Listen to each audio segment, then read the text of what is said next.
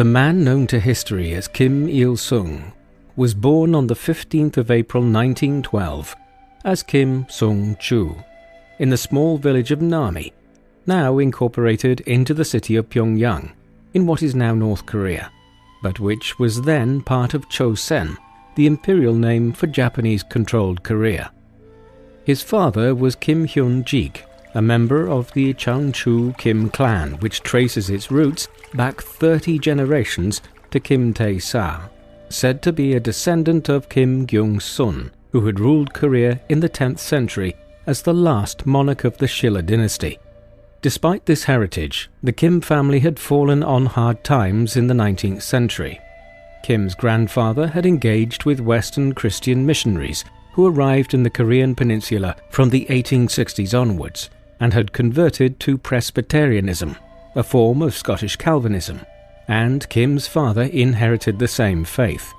Many members of the family received a good education in the Christian missionary schools as a result, but they were poor nonetheless. Kim's mother was Kang Pan-suk. She and Kim Hyun-jik had several other children, notably 2 sons who were younger than Kim, Kim Yong-chu and Kim Chul-chu, who died later fighting against the Japanese occupation of Korea.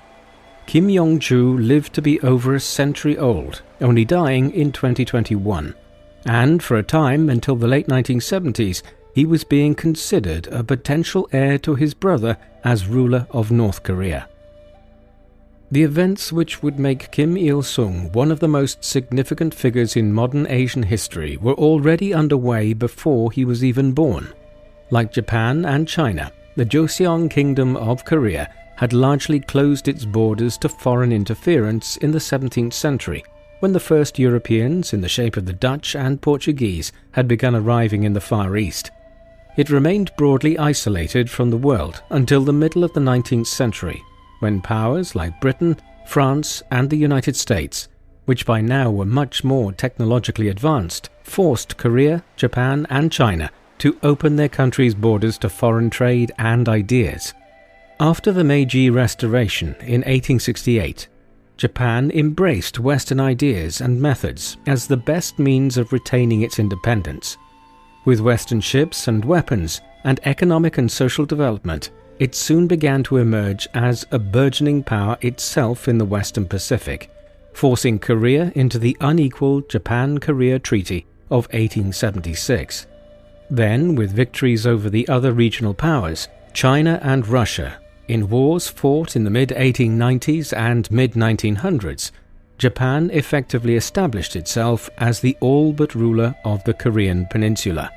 This situation was formalized in 1910, when Korea was annexed as the first major territory of the Empire of Japan.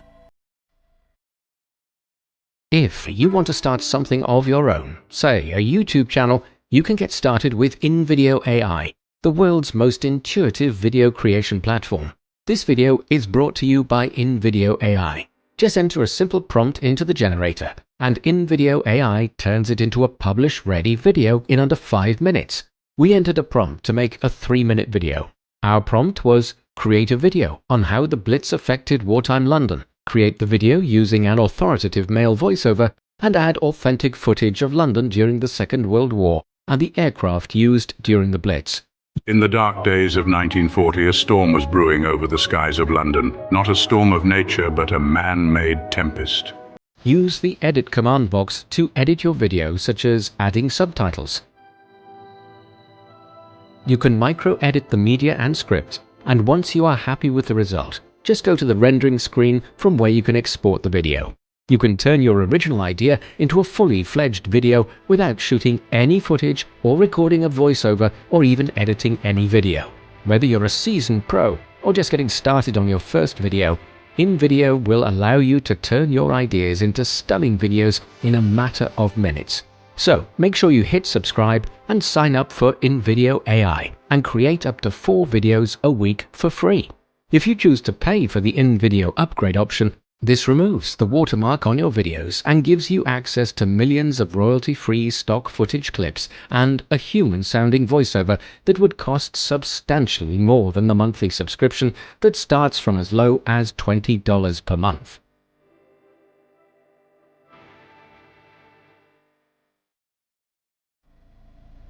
By the time Kim was born in 1912, the Japanese were already beginning to implement a policy of Japanification in Korea, whereby the Korean people were coerced into adopting Japanese cultural norms and adhering to the Japanese political system. This quickly aroused opposition.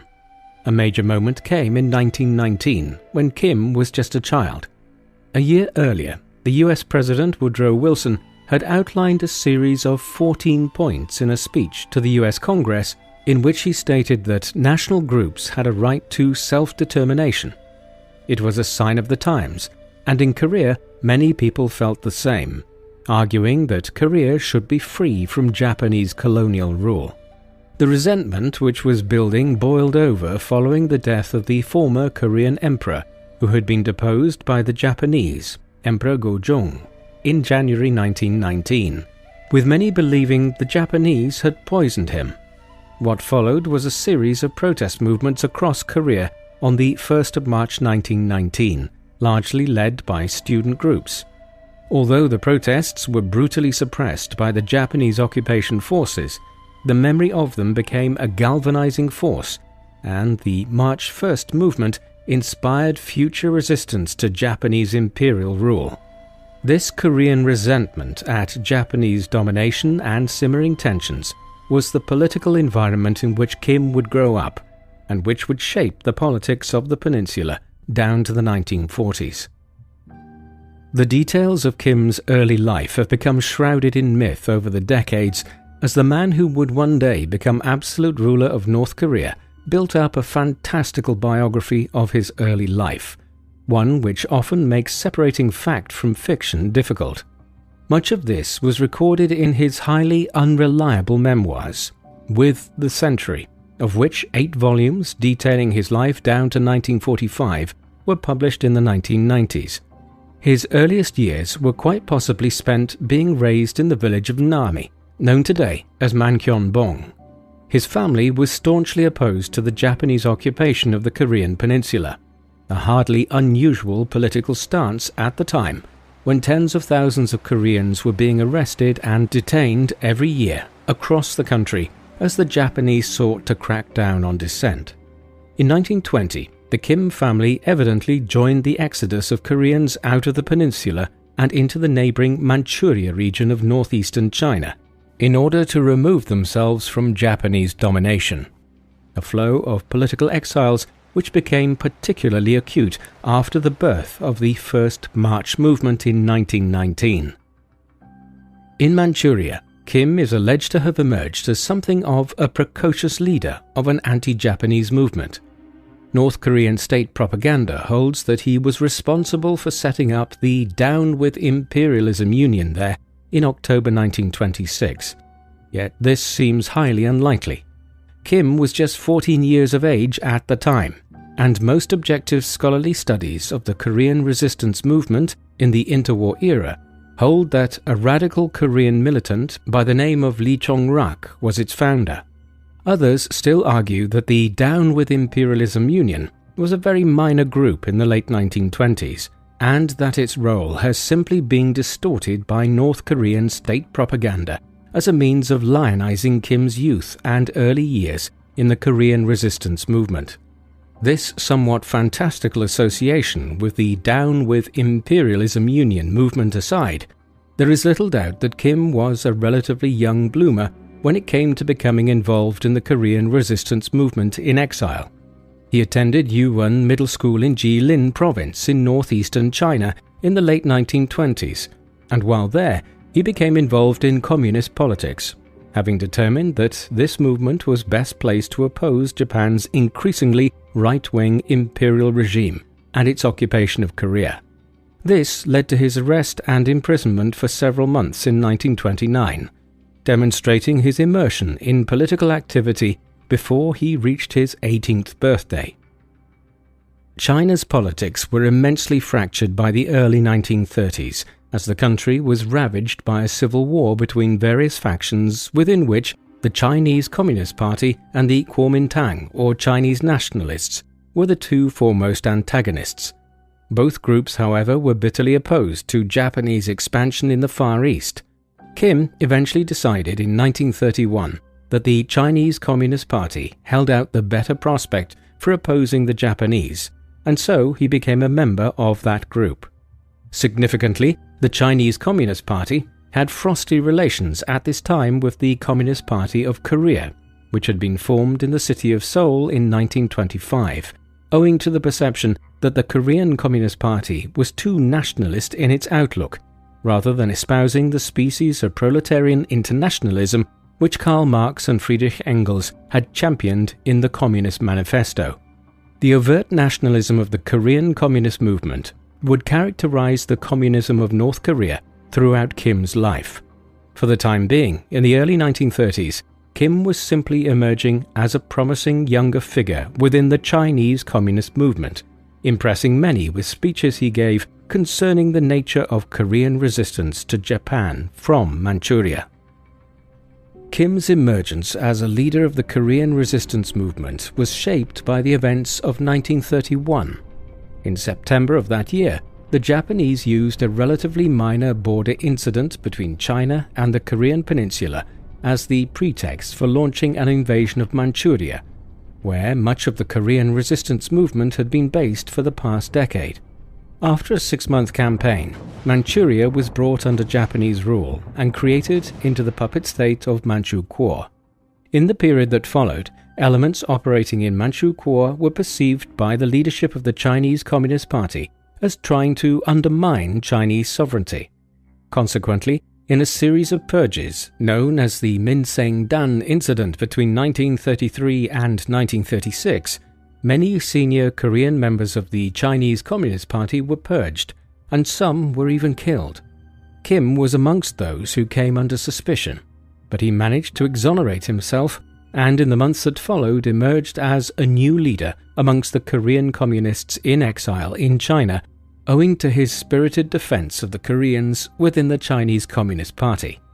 It was these events more than anything else in his younger years which led to Kim becoming recognized as the unofficial leader of the Korean Communist movement in exile in China, and paved the way for his later emergence as the head of the North Korean state when it was born after the Second World War. It was around this time that Kim adopted the name by which he is known to history. Born as Kim Sung-ju, around 1935 he began referring to himself as Kim Il-sung, which transliterates as Kim, become the sun, a worrying portent of his tendency to idolize himself and purport to be a quasi-divine figure. Not long after this, he began to acquire a reputation as an effective military commander and proponent of guerrilla war. By the mid-1930s, the Korean communists, in association with their Chinese allies, were conducting raids into both Manchukuo and Korea itself against the Japanese.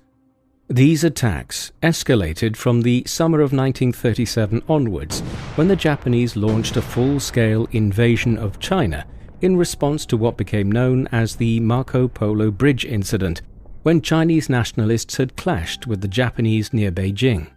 The resulting Sino-Japanese War saw much of eastern China, including major cities such as Beijing, Shanghai, and Nanjing, conquered by the Japanese.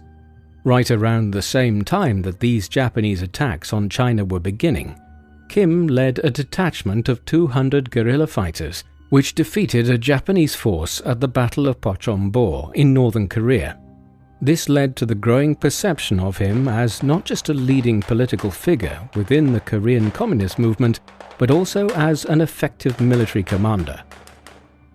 The Japanese invasion of China in 1937 is often regarded as the beginning of the Second World War in the Far East, as the region would be engaged in constant warfare until 1945, and even then was racked by conflict for decades to come. Kim was central to these events. Throughout the late 1930s, he was involved in Korean attacks on the Japanese in his homeland, such that by 1940 he had become one of the most wanted Koreans sought by the Japanese authorities. Yet Kim and his allies found growing support within Korea itself, a country which the central Japanese government used as a source of slave labor to power the Japanese war economy as it increased its activities across the Western Pacific and then attacked the United States in December 1941, triggering American entry into the Second World War on the side of Britain and the Soviet Union. This had implications for Kim. Although the Soviets would not go directly to war with Japan until 1945, Kim and other communists were taken into Russia in the early 1940s and trained in modern methods of war in the east of the country, not far from the borders with China and Korea. In 1942, he was assigned to the 88th Separate Rifle Brigade, or 88th International Brigade, which was sent back to Korea to continue the insurgency against the Japanese occupation. Kim's personal life entered a significant phase in the midst of the war. In 1941, he married Kim Chung-suk, a Korean woman who had been orphaned in the early 1930s after her family had also gone into exile in Manchuria before the Japanese in turn conquered that region. In the mid-1930s, when she was entering her late teens, she joined the Korean resistance movement. In the late 1930s, she is alleged to have saved Kim from an attempted assassination by the Japanese, and their relationship soon began. Shortly after they were married in 1941, she gave birth to her and Kim's first child, a boy who was named Yuri Irsenovich Kim, seemingly in recognition of his being born while the Kims were under Soviet protection in Russia, though other accounts state that he was born in Korea itself in 1942. This may have been changed later to ensure that the son, better known as Kim Jong-il, was asserted to have been born in Korea. Two further children, a boy named Kim Man-il and a daughter named Kim Chung-hoi, both born in the mid-1940s, followed. They would largely grow up knowing only their father. Kim's first wife, Kim Jong-suk, died in the autumn of 1949. The cause of her premature death, while still in her early 30s, is not entirely clear, though it may have been owing to complications from a further pregnancy and general ill health which developed during her many years as a guerrilla fighter in the 1930s and 1940s. Back in the early 1940s, in the first years of their marriage, Kim and his first wife continued to fight against the Japanese occupation of Korea. Back in the peninsula, the number of Koreans who were being drafted into the Japanese economy, or even the military, was growing month by month as the Japanese war effort declined precipitously. The decision to attack Pearl Harbor in Hawaii and initiate a war against the Americans in December 1941 was a fatal one for the Japanese. While they initially succeeded in 1942 in conquering a vast array of territory across the Western Pacific and Southeast Asia, eventually even threatening British India, ultimately the resources which the United States and Britain, who now allied with both the Chinese communists and nationalists, were too great, and even with the Allies focusing primarily on defeating Nazi Germany in Europe between 1942 and 1945, the Americans had still made major progress in liberating much of the Western Pacific from the Japanese by the early summer of 1945, when Germany finally surrendered in Europe. With victory in Europe, the Soviet Union, which had avoided outright war with the Japanese in order to pump all its resources into fighting the Germans on the Eastern Front in Europe, now honored its alliance with the US and declared war on the Empire of Japan in early August 1945. In the days that followed, the Red Army conquered Manchuria in a blistering military campaign. Then, when the Japanese surrendered following the dropping of the atomic bombs on the cities of Hiroshima and Nagasaki by the Americans, the Russians sent their forces further south to occupy the northern part of the Korean peninsula, while the Americans occupied the southern part, an arrangement which had been pre-agreed by the two Allied powers. The roots of the division of the Korean peninsula into two states and the rise of the Kim family to dominate one of those same states was sown by the occupation of the peninsula by the Soviets and the Americans in the autumn of 1945. Even before the war had come to an end, the Allied leaders had been drawing the political and military lines which would divide the world during the Cold War, with the Western Allies, for instance, demanding that certain countries in Europe, such as Greece, would be occupied by their forces and would be reconstructed along Western lines, while others, such as Poland, would fall into the Soviet sphere of influence. Korea was to effectively be divided into a Soviet sphere in the north and a US sphere in the south, the dividing line being the 38th parallel. As soon as the war ended, the Soviet leader Joseph Stalin and his leading ministers turned their attention to who might lead the new Soviet state on the Korean peninsula. There were numerous candidates, especially Cho Man-sik, a long-standing Korean nationalist, yet they ultimately selected Kim, after the chief of Soviet security, Lavrenti Beria, met with him several times and confirmed to Stalin that he believed him to be an ideal candidate.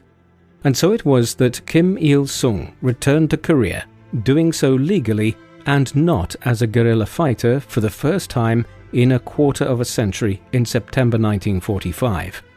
A few weeks later, he was confirmed as the first secretary and head of the Communist Party of Korea, and as such the de facto leader of the Soviet-occupied territory. It was in many ways a peculiar appointment.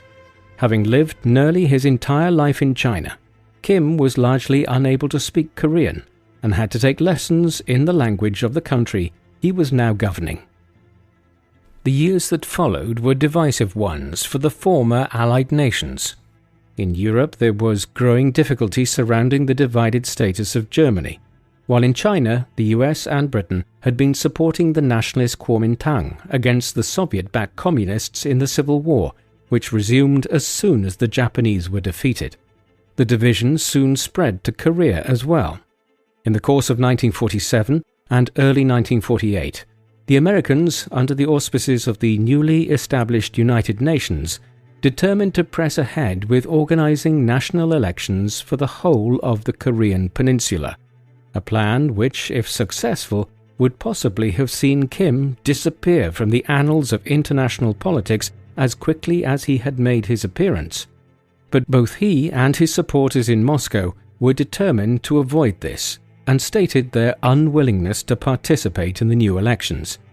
In response, the Americans and their Korean allies, south of the 38th parallel, acted unilaterally to hold elections in the south in the summer of 1948, following which Syngman Lee, a figure who would become an authoritarian ruler, was elected as the first president of the nation. The creation of the Republic of Korea, known widely as South Korea, was declared on the 15th of August 1948. In response, elections were held in the Soviet territory on the 25th of August, and 2 weeks later, on the 9th of September, the creation of the Democratic People's Republic of Korea, also known as North Korea, was proclaimed with Kim as its first premier. The first months of Kim's term as premier of the newly established North Korea witnessed a broad continuation of policies which had been implemented since late 1945.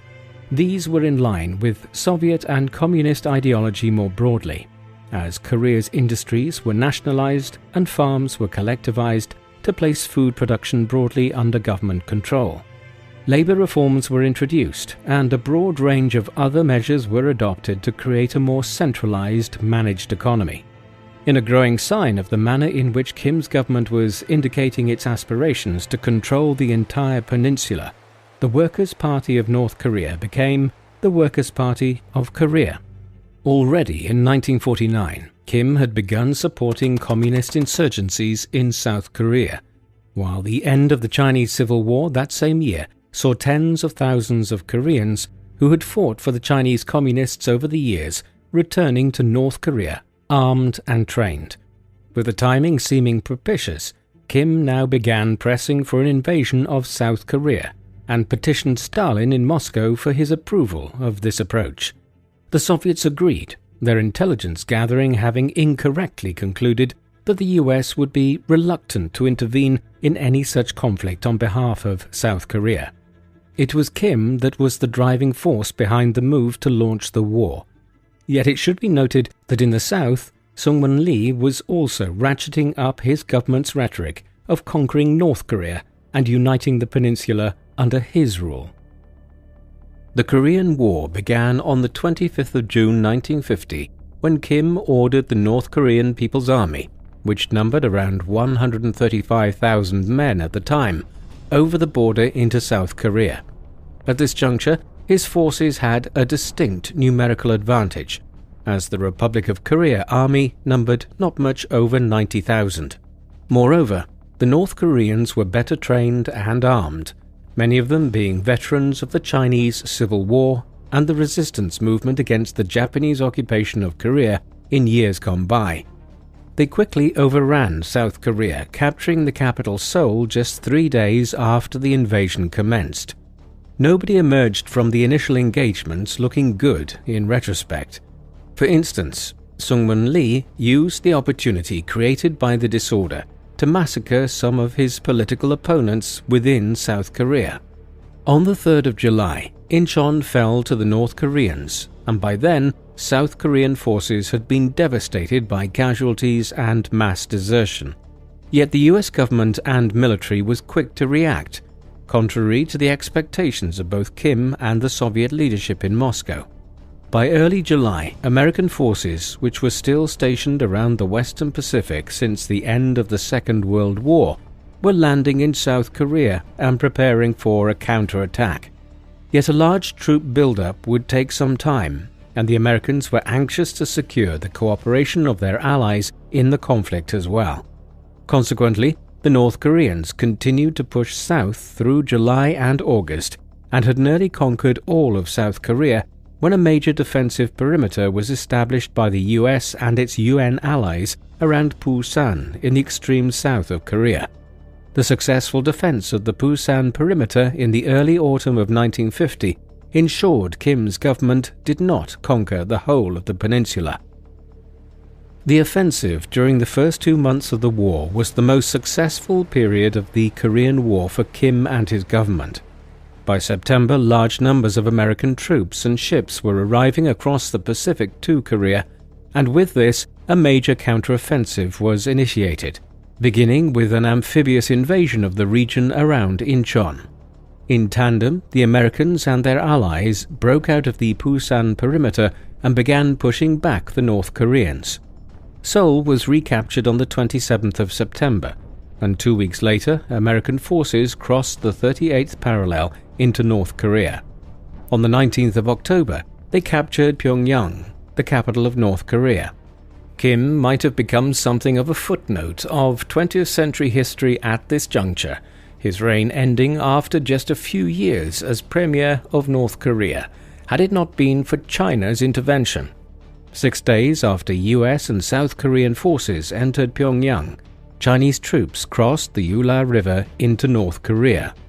A major offensive by the government of Mao Zedong followed, during which China and America were effectively at war with one another, and saw the Chinese push the Americans and United Nations forces back into South Korea by December, capturing Seoul yet again for the North Koreans on the 7th of January 1951. A further American counteroffensive in the spring saw Seoul captured again by the Americans and South Koreans in early April, the 4th time it had changed occupier in 9 months.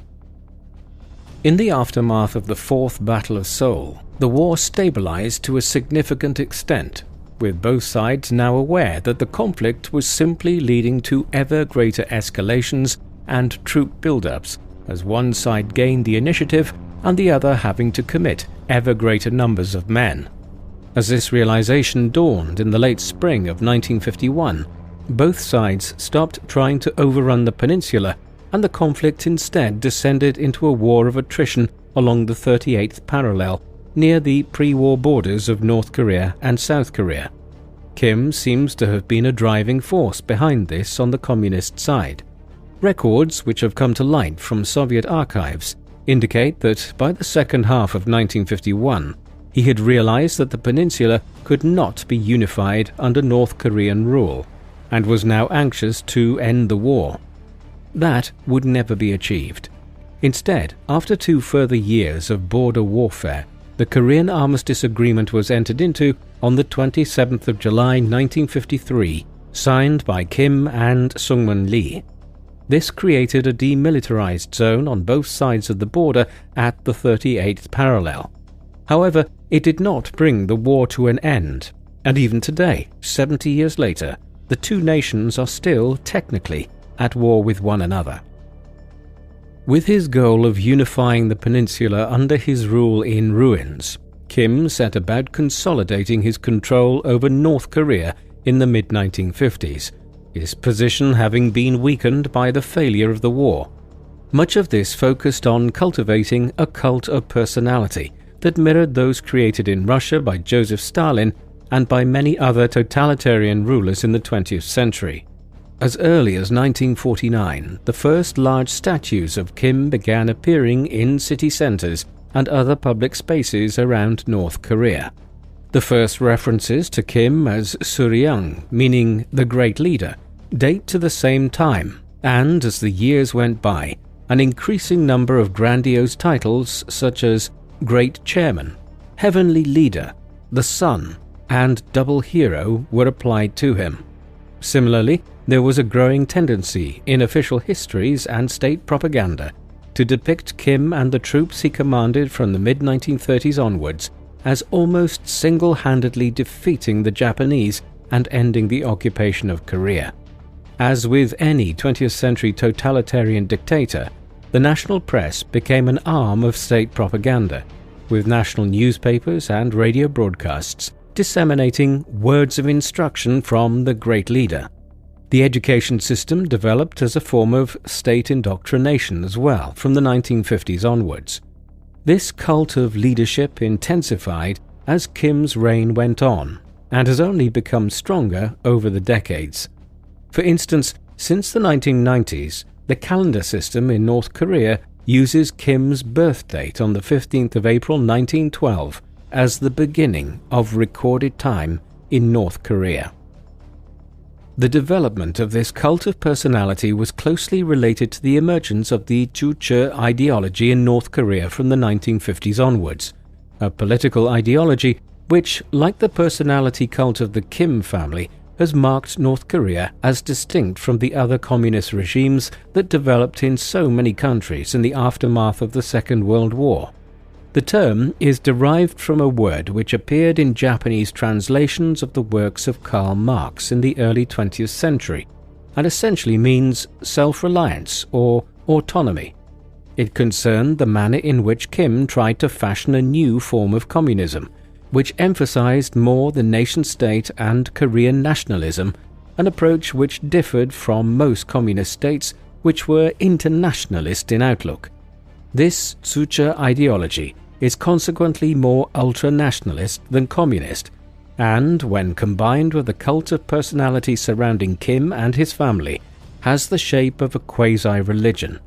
Eventually, in 1974, its core tenets were outlined in a published mandate entitled 10 Principles for the Establishment of a Monolithic Ideological System. This contained prescriptions for the North Korean people to honor Kim as the leader of the nation, to acknowledge his absolute authority, and for all to make the nation strong by acting in unison to develop a powerful military and government. In 1982, the Juche Tower, a large monument in honor of the ideology, was erected, dominating the Pyongyang skyline. The general drift of the Kim dictatorship in the late 1940s and early 1950s perhaps made the events of the mid-1950s, when North Korea drifted away from the Soviet Union, somewhat inevitable. Following Stalin's death in 1953, his successor Nikita Khrushchev denounced the excesses of the Stalinist era and began a process of de-Stalinization, an aspect of which was a move away from the kind of intense cult of personality which Kim was intent on developing in North Korea. Communist leaders elsewhere were not as keen on Khrushchev's new approach, and both Kim in North Korea and Mao Zedong in China opposed this Soviet revisionism. This in turn led the Soviets to offer clandestine support to a faction within North Korea which opposed Kim and sought to establish a more collegial form of communist government where power would be dispersed amongst senior party members rather than centralized in Kim's hands. The result at the second session of the Third Central Committee of the Workers' Party of Korea in late August of 1956 was an effort by his opponents to undermine Kim's position. However, he struck quickly in retaliation, purging the party of several of his opponents in an event which has come to be known as the August Faction Incident. When the governments in both Moscow and Beijing called for Kim to cease the purges in September, he made some effort to do so. But over the course of the next 2 to 3 years, many of those who had even been remotely connected with the opposition faction in 1956 disappeared or were stripped of any authority within the North Korean Communist movement. By the early 1960s, a quarter of the senior party figures had been purged, and many were ultimately killed as Kim ensured that there would be no opposition to his rule going forward. A large number of those who were purged in the late 1950s ended up within the North Korean system of labor and penal camps. Under Kim, these developed into an instrument of state terror, rife with abuses and dreadful conditions. There are different types of camps and prisons in the country, some being Kwaliso, a type of labor camp for political prisoners, others being what are deemed re-education camps, and others effectively being death camps, where inmates are provided with little more than starvation rations and used as slave labor until maltreatment or disease kills them. The system was beginning from the late 1940s onwards, as Kim directly imitated the Gulag system which had been developed in Siberia in Russia under Stalin. Internment from the inception of the system often involved people being imprisoned with only a veneer of a trial and due process. One of the more notorious such facilities was the Huryang concentration camp in the far northeast of North Korea, near the Russian and Chinese borders. Better known as Camp 22, the North Korean defector and former prison guard Ahn Chol described how a large percentage of prisoners there were mutilated from prisoner abuse, and that an average of 5 prisoners died every day, many from starvation and overwork, while conditions were appalling, with prisoners held in cramped bunkhouses without access to proper water and with vermin and insects rife.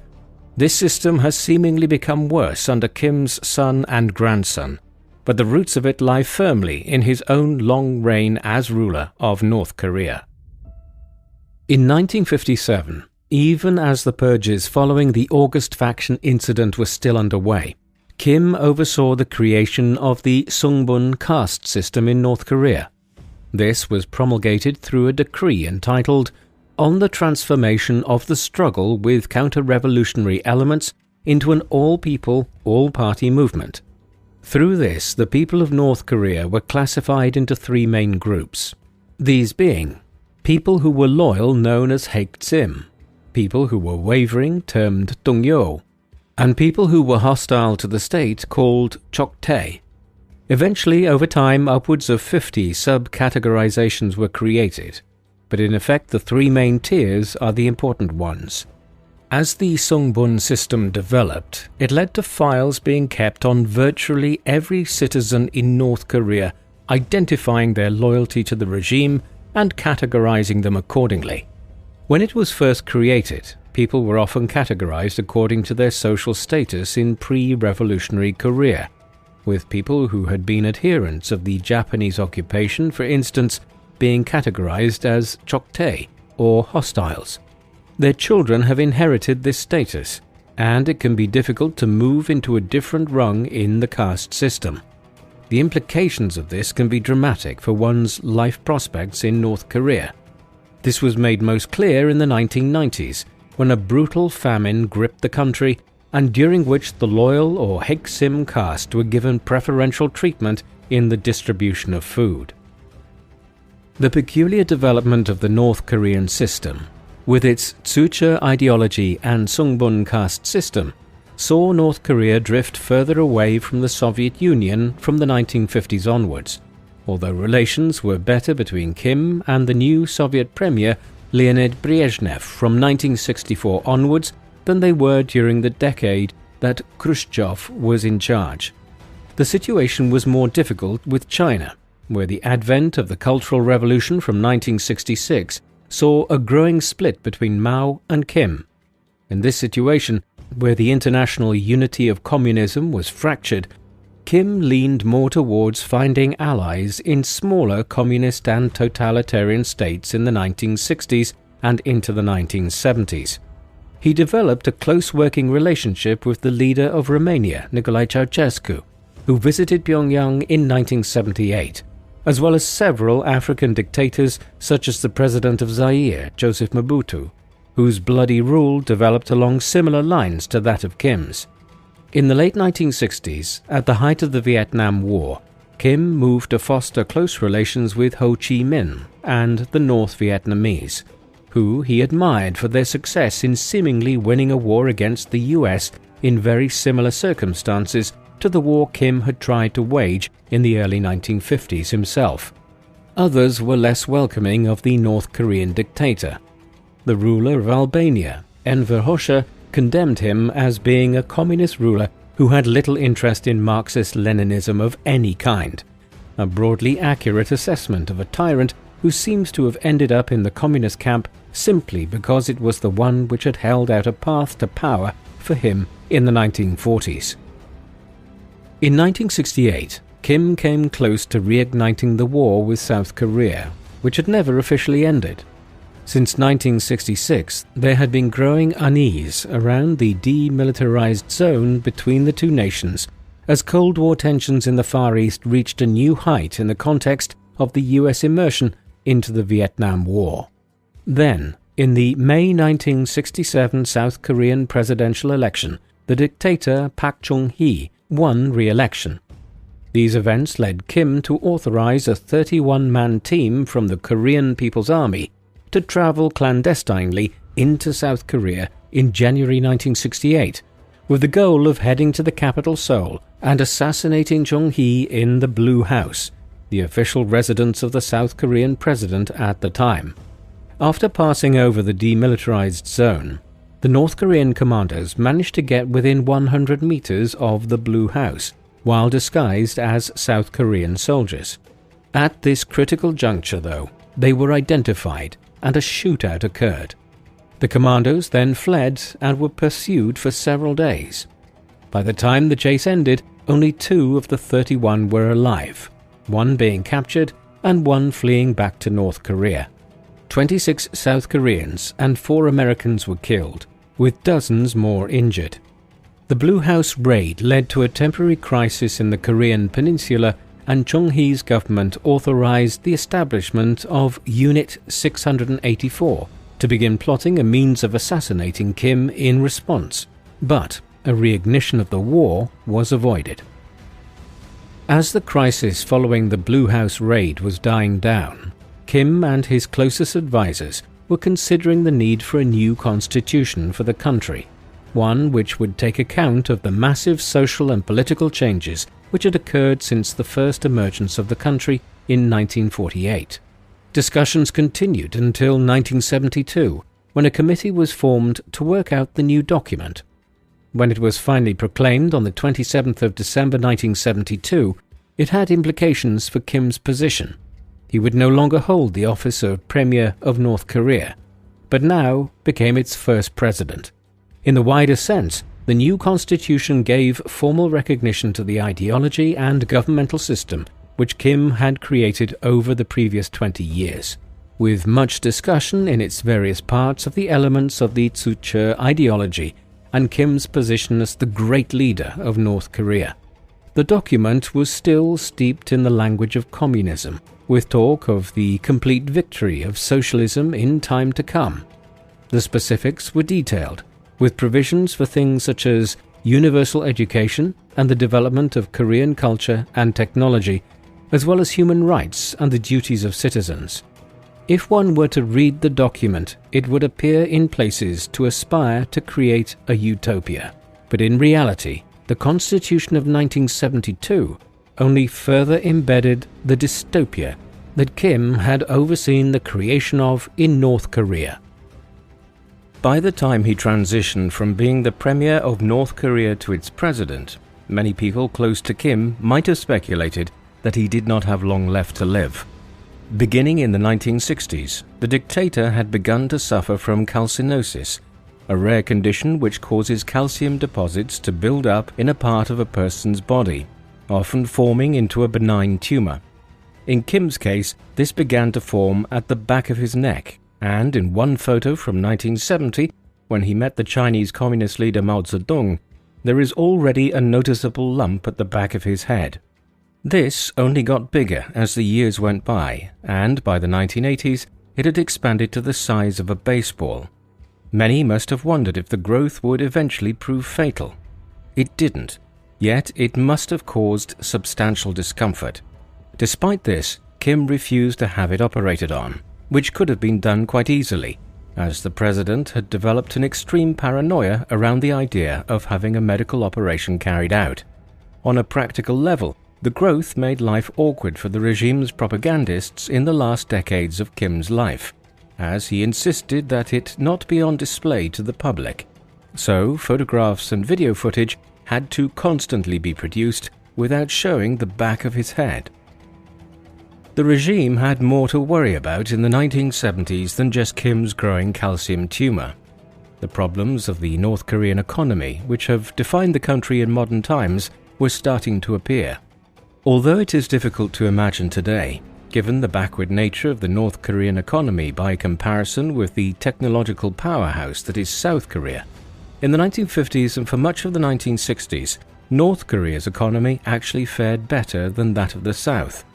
2- and 3-year economic plans from the late 1940s onwards had proved successful, and by 1957, Kim's government had managed to return the country's heavy industrial capacity back to what it had been prior to the war and reversed the damage which had occurred at that time. The late 1950s and early 1960s were then a period of real economic growth in North Korea, and it appeared that Kim's state might emerge as a substantial industrial economy. However, from the mid-1960s, things began to stall as overinvestment in defense spending, combined with a lack of innovation and a misguided focus on creating a self-sufficient economy, led to the targets of a 7-year plan between 1961 and 1967, and a 6-year plan from 1971 to 1976 being missed by significant margins. These issues, combined with flaws in the centralized State Planning Commission, continued into the 1980s, at which time the failures of the 6- and 7-year plans was evident in the fact that they were not as widely publicized. All the same, while North Korea's economy had begun to falter dramatically from the mid-1960s onwards, the major economic woes of the North Korean state were not to really develop until the 1990s, when the end of the Cold War left the country isolated and huge sanctions on trade with it were introduced internationally. In response to the developing economic problems of the country, Kim ordered the establishment of Room 39, or Office Number 39, as a means of funding his own family's lavish expenses. Named after an office number in the building where it was initially headquartered in Pyongyang, Room 39 was in charge of generating a large cash flow to provide funding for Kim and his family members and funding for specialized projects which they were engaged in, or the court economy of North Korea, as some commentators have termed it. The methods used by Room 39 to raise money have been extraordinarily varied. Some of its activities included the counterfeiting of foreign currencies, especially $100 notes, as well as fraudulent activity in international banking and insurance. Latterly, Room 39 became involved in the international narcotics trade, with amphetamines, opiates, and other drugs being processed in North Korea and exported, albeit this has largely been a development under the reigns of Kim's son and grandson. Today, Room 39's activities even involve management of the Pyongyang restaurant chain, which has over 100 outlets internationally. Kim was in many ways also responsible for the first emergence of North Korea's nuclear weapons program. In 1963, he had made a request to the Soviet government for them to provide technical expertise to his regime to begin developing a nuclear weapon. While this was rejected by the Soviet Premier Nikita Khrushchev, he did agree to send some Soviet engineers to North Korea to aid in the development of the Yongbyon Nuclear Scientific Research Center, with a view to Kim's government gradually developing nuclear capabilities for energy purposes. Developments were such in this and another facility by the 1980s that a nuclear weapons program was tentatively initiated. Despite these efforts, Kim agreed that North Korea would become a signatory to the Nuclear Non-Proliferation Treaty in 1985. In reality, the country continued to develop its nuclear capabilities, and in 1993 it made its first moves towards abandoning participation in the Non-Proliferation Treaty. That said, the country would only carry out a confirmed test of a nuclear weapon in 2006, long after Kim's death, and North Korea's emergence as a pariah nuclear state has largely occurred under his son and grandson. Kim's final years were turbulent ones. As he entered his late 70s, he began to turn over a range of responsibilities to his son and heir, Kim Jong-il, even as the world was changing around them. In the late 1980s, the Cold War, which the state of North Korea had been born out of, came to a rather dramatic end as the new head of the Soviet Union, Mikhail Gorbachev, began reforming the Russian-led state and inadvertently brought about its collapse. As this occurred, a huge number of communist regimes in Eastern Europe and other parts of the world either collapsed or abandoned their pretensions towards being Marxist-Leninist states. North Korea would be one of the few countries that resisted this drift of events, preserving its own brand of ultra-nationalist authoritarianism. The consequences of this were that North Korea became increasingly isolated on the world stage in the early 1990s, and it lost its trading partners and allies. Although the country's economy had been declining for decades, the end of the Cold War brought fresh problems. Despite such developments, the regime continued to have delusions of grandeur.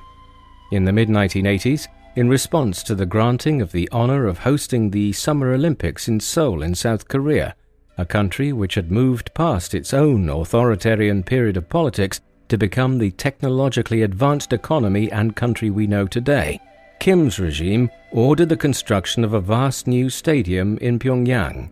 Finished in 1989, the Rungrado 1st of May Stadium can accommodate 150,000 people and is the largest stadium in the world. Kim would not live to see many performances at the stadium, or much of how the New World Order would begin to develop following the end of the Cold War. He turned 80 in April 1992. A formal event was held which was attended by dozens of world leaders or their representatives, a gathering which highlighted the manner in which Kim, as tyrannical as his rule was still an international leader with friends and allies on the world stage, unlike his successors. He was in relatively good health still at this event, and his demise, when it came 2 years later, was sudden. He suffered a heart attack on the 7th of July 1994, and died hours later in the early morning of the 8th of July at a country retreat in the north of Korea. A state funeral was held a week and a half later, following which Kim's body was preserved and placed in a glass coffin on display in the Kumsusan Palace of the Sun. This was a grand palace which Kim had constructed in Pyongyang in the mid-1970s as the official residence of the president, one which was transformed following his death into a giant mausoleum. When his son died 17 years later, he was interred there as well, and the palace has consequently become a family mausoleum and one of the most significant sites of the regime. As Kim aged, the issue of the succession had become more prominent in North Korean politics. After the death of his first wife in childbirth in 1949, he had remarried to Kim Sung-ae in 1952. He is believed to have had 3 further children through this marriage, and it is also believed that he also fathered some illegitimate children. The issue of the succession was not set in stone until the early 1980s, when Kim's eldest son, Kim Jong-il, born in the Soviet Union back in 1941, was acknowledged as the heir designate. He duly succeeded upon his father's death. Unlike his father, who for all his flaws had risen to power on at least some political ability, Kim Jong-il had inherited his power and displayed many of the personality peculiarities of an inherited dictatorship, investing much of his energies on building DVD collections, staging plays, and watching basketball matches, as well as excessive drinking, traits which are even more exacerbated in his own son and successor, Kim Jong-un. Kim Jong-il ruled North Korea for 17 years after his father's death. The first years of his time as the dictator of the country were dominated by a catastrophic famine, the roots of which had been sown in the latter stages of his father's reign. Because North Korea is the most secretive and closed nation on earth, it remains unclear to this day exactly how many people died during the famine, which went on from 1994 to 1998. The upper estimates of 3.5 million are probably excessive, but it is plausible that 1 million or more people died out of a population of 22 million people, while millions more were left malnourished. This set the tone for the rule of Kim Jong-il and his son Kim Jong-un, who succeeded him in 2011. Under the Kim family, North Korea has remained a brutal dictatorship with repressive policies, human rights abuses, and an enormous military establishment. The country's economic and social development has met with one catastrophe after another, with food shortages and lack of electricity being a daily occurrence for many North Koreans. But under Kim Il-sung's son and grandson, the country's nuclear arms program has become stronger and stronger. Thus, as brutal and backwards as the regime may be, little can be done by the outside world to remove the Kims from power without risking a nuclear war in East Asia. And there are no signs of it reforming itself anytime soon. For better or for worse, and few would argue it has been for the better, Kim Il-sung is the most significant figure in the history of modern Korea. In his early life, he emerged as the leader of the Korean Communist movement in exile against Japanese occupation of the peninsula. The end of the Second World War and the Soviet occupation of the northern half of the peninsula provided the opportunity for him to rise to power over North Korea, following its emergence as a rival to the Western-aligned South Korea. It was all negative from there. His first action was to launch a war against South Korea, which lasted for 3 years and became the first major clash of the Cold War. The conflict has theoretically never ended, and the Korean peninsula remains divided by a demilitarized border zone. At home, he set the tone for a North Korean regime which has committed appalling human rights abuses for the last 3/4 of a century. There were some initial spring shoots in the economic development of North Korea in the decade or so following the end of the war with South Korea. Yet even this ran aground in the 1970s and 1980s on the back of the misguided efforts to make North Korea self-sufficient. The famine, which followed immediately after Kim's death, was sown by his government's policy. Admittedly, things have become worse in North Korea under his son and grandson, particularly owing to their unwillingness to abandon their nuclear policy and the sanctions that have followed internationally as a result, as well as the kleptocratic behavior of the regime. But the nature of the totalitarian pariah state that North Korea has become was first shaped by Kim Il-sung. What do you think of Kim Il-sung? Was he a strong and capable leader through a succession of conflicts, or was he completely responsible for turning North Korea into the pariah state it is today? Please let us know in the comment section, and in the meantime, thank you very much for watching.